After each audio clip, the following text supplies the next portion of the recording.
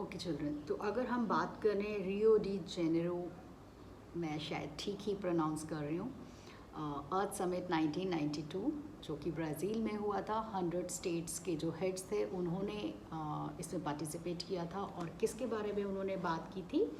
To endorse the global forest principles and adopted agenda 21 for achieving sustainable development in the 21st century. तो अभी सबसे important question आपका आ गया, agenda 21। What is agenda 21? एक add भी शुरू हो गई, ठीक है। तो एजेंडा 21 की अगर हम बात करते हैं तो this is also very important. अगर हम आपके कॉम्पिटिटिव एग्ज़ाम से भी अगर हम बात करें कि उसके पॉइंट ऑफ व्यू से भी this is also very important topic. And इसके अलावा ये आपके सिलेबस से तो रिलेटेड है ही।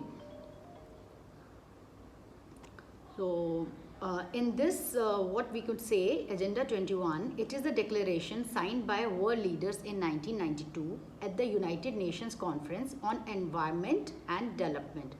अगर आप इसको शॉर्ट फॉर्म में करेंगे तो हम इसका आएगा UNCED। तो इसके भी कई बार ऑब्जेक्टिव टाइप क्वेश्चंस आ जाते हैं, वो आपको ये करना पड़ेगा। U is for United, N is for Nations, C is for Conference on, E is for environment and development, ठीक है जी। तो ये आपको एक MCQ के रूप में भी आ जाता है। Which took place at Rio de Janeiro, Brazil. It aims at achieving global sustainable development. तो ये देखिए आप कीवर्ड, जो सस्टेनेबल डेवलपमेंट की हम बात करते हैं तो इसका एम ही यही था, achieving global sustainable development. Global is the keyword के पूरे विश्व के लिए क्या करना है, सस्टेनेबल डेवलपमेंट को हमने बहुत ज़्यादा आगे लेके जाने की ज़रूरत है और इस पर ध्यान देने की ज़रूरत है।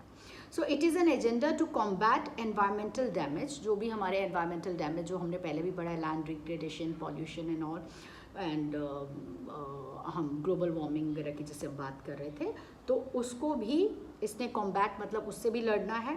एंड उसके अलावा पॉवर्टी से भी लड़ना है और उसके अलावा डिजीज़ को भी, डिजीज़ जो बीमारियां हैं उनसे भी लड़ना है। किसके थ्रू ग्लोबल कोऑपरेशन। जब हम सभी देश मिलके एक साथ काम करेंगे ऑन कॉमन इंटरेस्ट, तभी ये चीज़ सक्सेसफुल हो पाएगी विद क्योंकि हम लोगों की सबकी म्यूचुअल नीड्स है, सबकी एक जैसी ही नीड्स है। डेवलपमेंट सबको चाहिए, बीमारियों से सबको छुटकारा चाहिए, ठीक है जी। पॉवर्टी से सबको छुटकारा चाहिए, एनवायरमेंटल डैमेज से भी सबको छुटकारा चाहिए, एंड शेयर्ड रिस्पॉन्सिबिलिटी। और वो तभी पॉसिबल है जब हम अपनी रिस्पॉन्सिबिलिटी को म्यूचुअली हम सोचेंगे, हमने शेयर किया कि हमने सभी को इसको मानना है कि हम सबकी जिम्मेवारी है।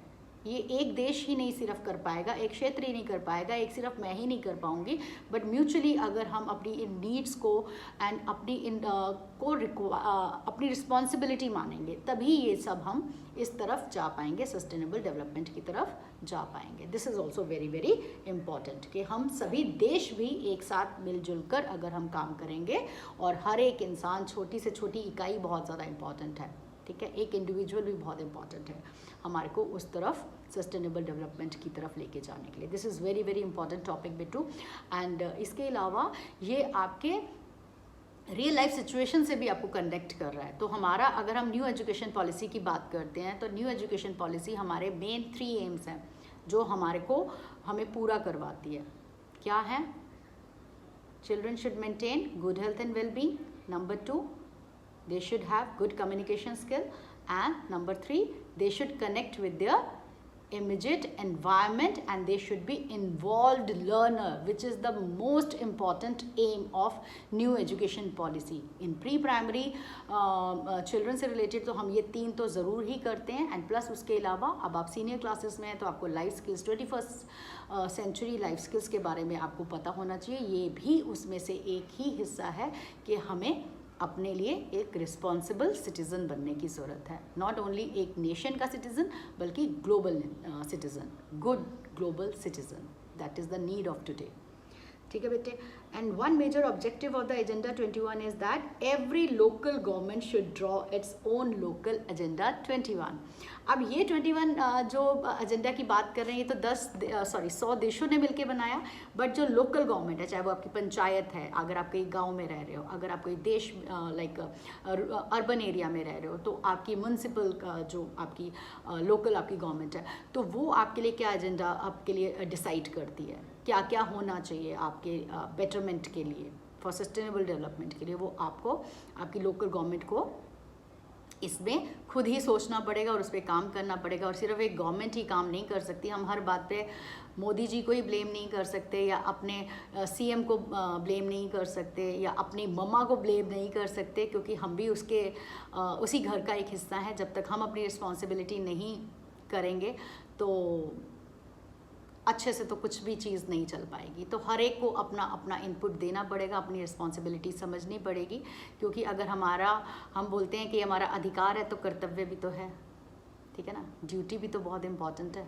राइट्स ही सिर्फ नहीं चाहिए, ड्यूटीज़ को भी पूरा करने की हमें ज़रूरत है। तो यही हमारी 21st सेंचुरी की लाइफ स्किल है जो न्यू एजुकेशन पॉलिसी भी बोलती है। एंड मैं तो उसमें बहुत ज़्यादा मुझे महारत हासिल हो चुकी है। न्यू एजुकेशन पॉलिसी में मैं बहुत स्टडी किया है। जब से न्यू एजुकेशन पॉलिसी आई है तब से मेरी ज़िंदगी का एम भी शायद ये है, क्योंकि जब मेरे बच्चे छोटे थे, अभी तो खैर दोनों बच्चे मेरे बड़े हैं, तो मैं सोचती थी कि सच में ये एक्टिविटी बेस्ड लर्निंग ही होनी चाहिए। क्यों मैथ्स को ऐसे सिर्फ ये नंबर्स या कॉस थीटा साइन थीटा करके कर रहे हैं, क्यों नहीं हम उनको एक एक्टिविटी के थ्रू हम इनको पढ़ा सकते।